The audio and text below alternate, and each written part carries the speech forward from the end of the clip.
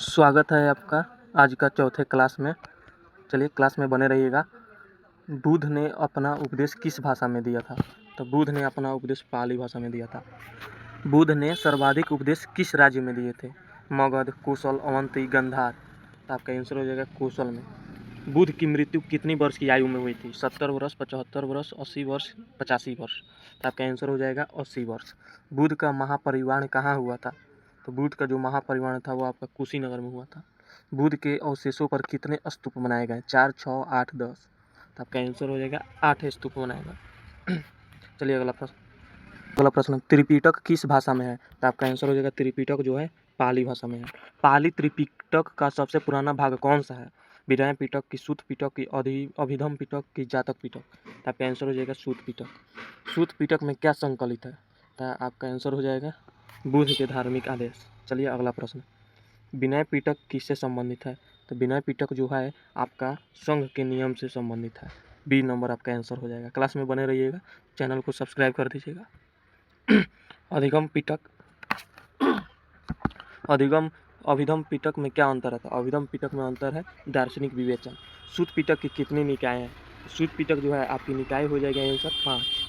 जातक कथाएं किससे संबंधित है? तो जो जातक कथाएं हैं आपका बुद्ध के पूर्व जन्म से संबंधित है।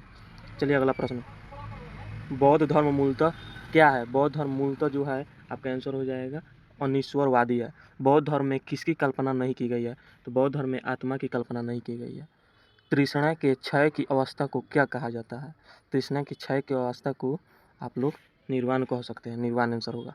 बुद्ध के अनुयायी कितने वर्गों में विभाजित थे? तो बुद्ध के जो अनुयायी थे वो दो वर्गों में विभाजित थे। चलिए अगला प्रश्न गृहस्थ अनुयायी को क्या कहा जाता था? गृहस्थ अनुयायी को उपासक कहा जाता था। बौद्ध संघ में प्रवेश की न्यूनतम आयु कितनी थी? तो बौद्ध धर्म में प्रवेश की न्यूनतम आयु 15 वर्ष थी। अगला प्रश्न बौद्ध धर्म के त्रिरत्न कौन है? बौद्ध धर्म के त्रिरत्न बुद्ध धम्म संघ है। ये आप लोग 9th 10th में पढ़े होंगे। प्रथम बौद्ध संस्कृति कहाँ हुई थी? प्रथम बौद्ध संस्कृति राजगिरी में हुई थी।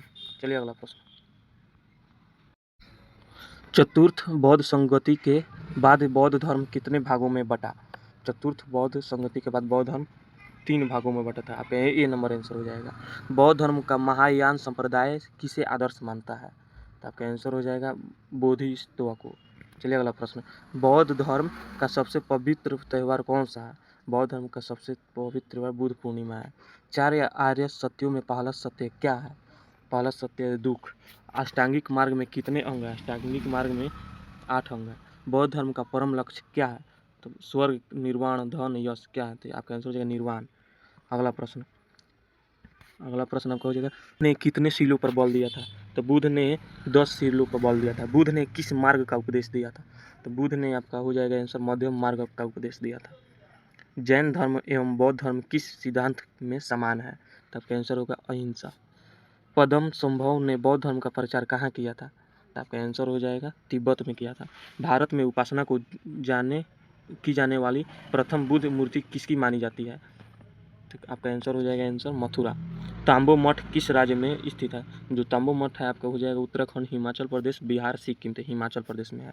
चलिए अगला प्रश्न विक्रमशिला महाविहार कहाँ स्थित है? विक्रमशिला जो महावीर विहार है वह बिहार में स्थित है। चलिए अगला प्रश्न भगवान शिव की उपासना करने वालों को धर्म क्या कहलाता है? तो आपका आंसर हो जाएगा वैष्णव। शिवलिंग उपासना के प्रारंभिक साक्ष्य किस सभ्यता से मिलते हैं? तो आपका आंसर हो जाएगा सिंधु सभ्यता से। 263 का आंसर आपका हो जाएगा शैव से। भगवान शिव का आंसर हो जाएगा शैव। चलिए अगला प्रश्न ऋग्वेद में शिव किस नाम से प्रसिद्ध है? ऋग्वेद में शिव जो है आपका अग्नि के नाम से प्रसिद्ध है। अथर्ववेद में शिव को क्या कहा गया है? अथर्ववेद में शिव को महादेव, भव, सौ, उपयुक्त सभी कहा गया है। लिंग पूजा का पहला स्पष्ट वर्णन किस पुराण में मिलता है? तो आपका आंसर हो जाएगा मत्स्य पुराण में। चलिए अगला प्रश्न महाभारत के किस पर्व में लिंग पूजा का वर्णन मिलता है? तो आपका आंसर हो जाएगा अनुशासन पर्व में। शिव की पत्नी का श्रेष्ठ रूप कौन सा माना गया है? शिव की पत्नी का श्रेष्ठ रूप पार्वती माना गया है। चलिए आज का क्लास यहीं समाप्त करते हैं, फिर अगला क्लास कल आएगा। आप सभी चैनल को सब्सक्राइब नहीं कर रहे हैं तो सब्सक्राइब कर दीजिए और वीडियो को शेयर कर दीजिए। अभी तक मेरे टेलीग्राम चैनल में आप लोग नहीं जुड़े हैं तो टेलीग्राम चैनल पर जुड़ जाइए। करियर विथ प्रिंस के साथ सभी इन्फॉर्मेशन टेलीग्राम पर भी शेयर किया जाएगा।